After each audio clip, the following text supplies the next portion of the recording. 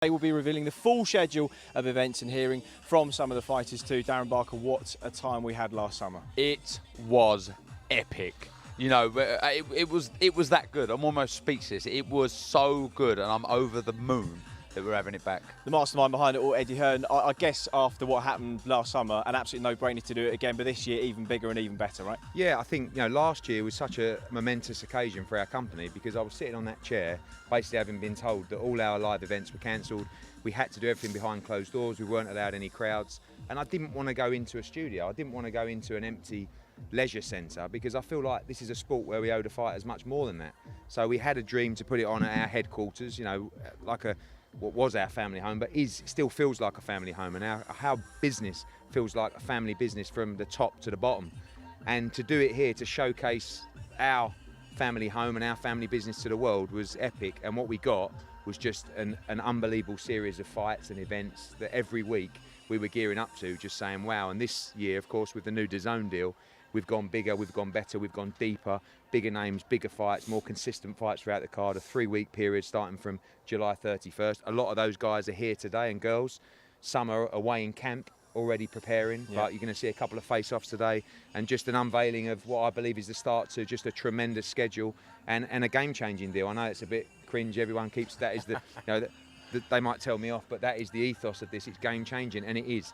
We are going to deliver you such an unbelievable schedule. We're going to deliver you so much value for money, and that kicks off on July 31st with 3 epic weeks. Well, let's talk about week one then, headlined by Conor Benn against dangerous Mexican in Adrian Granados. Really good fight. I mean, Granados is those kind of fights that you need. I know that at the moment everyone's getting super carried away and talking about, you know, Jaron Ennis and Ortiz and Sean Porter. We just got to be realistic of where we are. We have, I believe, not even a rough diamond anymore. I believe we have a future superstar of the 147-pound division in Conor Benn. We're not going to muck it up, but what we need to do is put him in competitive fights against guys that are coming to win.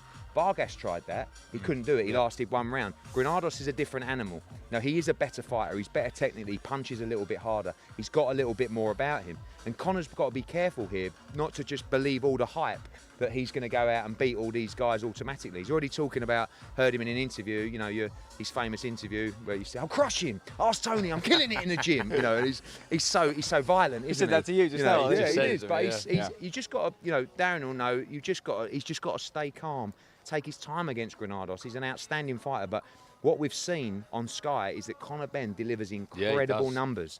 Incredible numbers across live broadcast, across digital, across social. He is a star. So this is a really important fight for him, and it will be a tremendous style matchup because Granados comes to have a war every day of the week, and so does Conor Benn. At some point, Conor's just going to go, isn't he? That's what makes him so exciting, though. You know, he is a star. But you know, the plan against Samuel Vargas was just, you know, feel him out, and obviously he saw an opening, he stunned him with a shot, and that's the instinct that we saw from his old man, and you're never going to take that away from him, and that's what makes him so dangerous. Chief Support, I know it was due to be Shannon Courtney and Rachel Ball. I hear Rachel Ball is still really struggling with COVID, and we wish her well, but Shannon will still feature on that card. Is that absolutely correct? Shannon Courtney will make the first defence of her WBA world title. Rachel Ball was out, mixture of a sort of back injury and just, again, repeats of that sort of COVID illness. COVID thing, Look to maybe reschedule that. We're looking for a big fight for Shannon Courtney.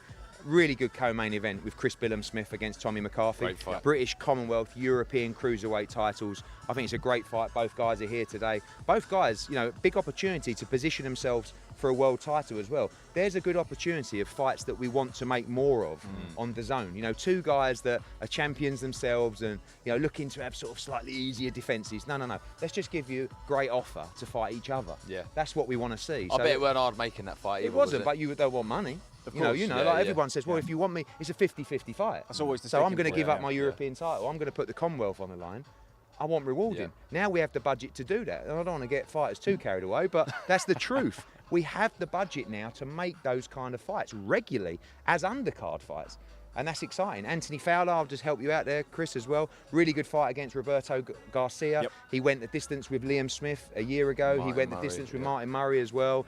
That's what Anthony needs. He needs some rounds. I've got to tell you, Anthony Fowler right now, one of the toughest fighters to match out there.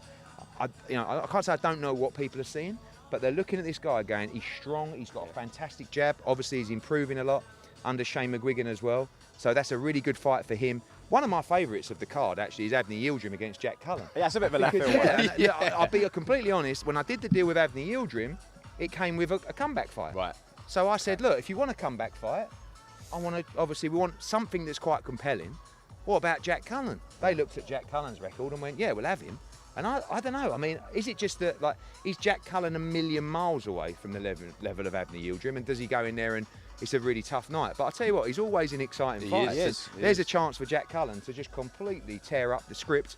Obviously, Campbell Hatton returning on that night as well. Sandy Ryan making her professional debut. Yep. That's week 1, and it's a fantastic fight card from start to finish. Belter. Week 2, Saturday, August the 7th, headlined by Kid Galahad and Dazn Dickens. Not a surprise in terms of the fight because we know those two were the number 1 and 2 challenges for Josh Warrington's old belt. IBF featherweight world title on the line. Good fight that too. Brilliant fight, and so important to see more domestic world title fights as well. You know, there's a situation, you've got a kid out of Sheffield, kid out of Liverpool. They've boxed before, it was nominated as a Fight of the Year contender. Tremendous fight. You know, Galahad, awkward, quite tricky. Dazn Dickens on a tremendous run. He's in some partnered form. up with Tony Bellew, and he's going to have plenty to say on the night as well. But you know, people talk about, will the styles gel? Will they clash? They gelled in the first fight, and when there's a world title fight on the line, these guys have got 36 minutes to completely change their life. Do you understand? If you take a piece of that world championship at any division at the moment, you are just catapulted into mega money and mega fights. So both of them a chance to become world champion on August the 7th. Great stuff. I know you're trying to get Fabio Wardley a tough fight on that card as well. Another guy who's not necessarily easy to match because he's shown a lot in the last couple of fights. Yeah, he's coming on. I mean, again, people look at that record.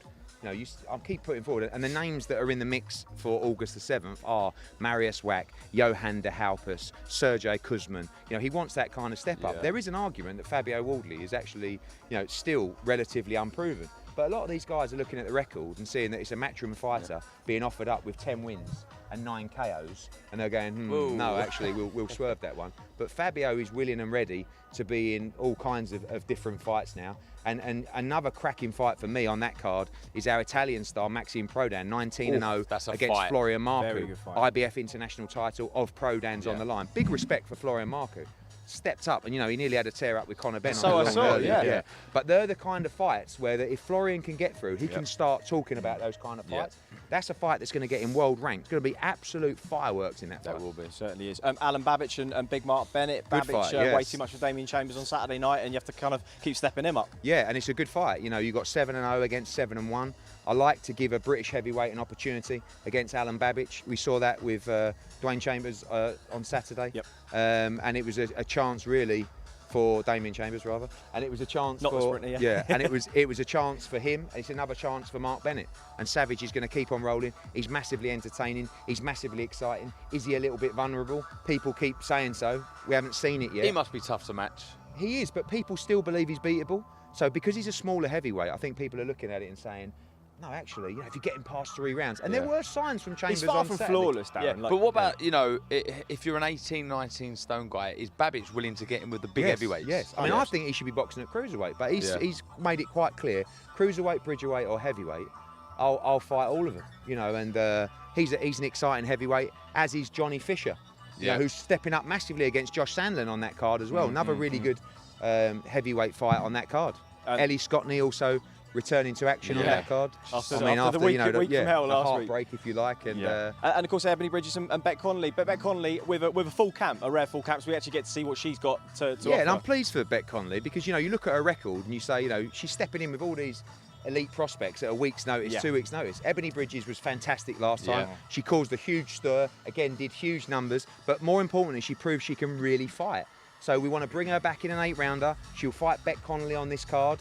A big opportunity for her. And then she wants to go back in and look for the winner of Shannon Courtney against Rachel Ball, or she wants a rematch for that world title. So big opportunity for a couple of the ladies on that card. And for me, you know, I love Prodan against Marcu and Johnny Fisher and Fabio Wardley, but that week is really all about Dazn Dickens against Kid Galahad for the world title. 100%. And I know you're still kind of building out week 3 because it's a little way away yet, but August the 14th on Saturday, Joshua Buatsi in probably the first real test of his career so far against the very in-form Ricards Bolotniks. Brilliant fight. Absolutely brilliant fight. People have been calling out Joshua Buatsi for a long time for a step up, and this is the moment. August the 14th, Buatsi against Bolotniks. Brilliant fight, like you said. Bolotniks won the MTK Golden Contract Tournament, breezed through the opposition. position there, full of confidence. You know, Boatsi's now had one fight under Virgil Hunter. This is the time for him to make a statement, and it is a brilliant, brilliant headline fight for August the 14th. Michael Mickinson returns in actually a really good fight against Ranowski on that card, coming off a big win, Polish welterweight. You're going to run through some of them as well. Ray Ford against my the notepad. Where was the notepad's down here. So you've got Raymond Ford. Really good fight there. You know, Raymond Ford, one of our undefeated American prospects. Want to bring him over, as we're going to do a lot now with this international schedule, fighting Reece Bellotti. It's a big step up. It's a last chance for Bellotti. Boxed here he was the last opener. time out against Jordan Gill. So a big opportunity for her. Returning Natasha Jonas. Fantastic to see her back. And I said earlier, you know, we've got a new deal now with Natasha Jonas. I kind of feel like she's felt a bit isolated over the last year because she's been a bit of an opponent. You know, I'm an opponent for Terry Harper. I'm an opponent for Katie Taylor. Now she's on the team. So it's a new deal with her. It is, and we want to build back up to the world title as well. Savannah Marshall will defend her WBO world middleweight title on that card as well. Felix Cash is also there. Do we know if he's going to be defending the Commonwealth and the British yet? Yeah, that's the aim. I mean, it's difficult to do so because there isn't many. We tried to make the Danny Dignam fight. Yes. Actually, and Dignam has a slight injury, won't be ready. And we're looking at Brian Rose as well. There's also an international fight against Steve Rolls, which we quite like as well. Good fight. Plenty more coming, and there's going to be more added to these cards as well. Cash Farouk is on there. I've got a list, a note down there as well. So yes, but even week 1 and week 2, we have so many fighters to get out that are looking to jump on. So is there a limit on the fight? Yeah, I mean, we want to keep it to 7. Right. But I'm not very good at that. So it's probably. And if it's a good fight, you might just go, well, we'll have it. Yeah, exactly. The guys in the office tell me, will you stop putting fights on the card? But everyone wants to be a part of this. The time this comes around, it's going to be fantastic. But, you know, this is, again, week 3, Boatsi, Bolotniks, I love it. And we'll have 300 fans as well. Yeah, at least. Yeah, I mean, 300 fans plus everybody else that will be here. Probably have 400, 500 in here. We've got the pizzas over there. We've got the Mexicans. Tell you what, those pizzas. He's eating half of it. We've got the barbecues. We're going to have beer tents, cocktails. This is going to be the hottest ticket in town. And to be honest with you, for a £10,000 a ticket, I think it's great value. I'm only joking. It's just 4.5.